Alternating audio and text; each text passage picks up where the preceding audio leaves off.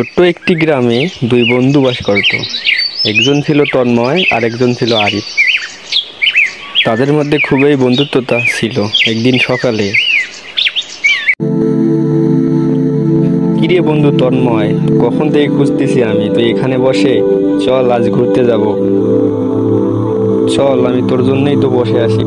চল, আজকে এমন জায়গায় নিয়ে যাব তোকে যেখানে আমার একটা জীবনের কাহিনী আছে। এই বলে সে তার বন্ধুকে নিয়ে সেই নদীর পাড়ে নিয়ে আসলো, যেখানে ঘটে গেছিল তার জীবনের মারাত্মক ঘটনা।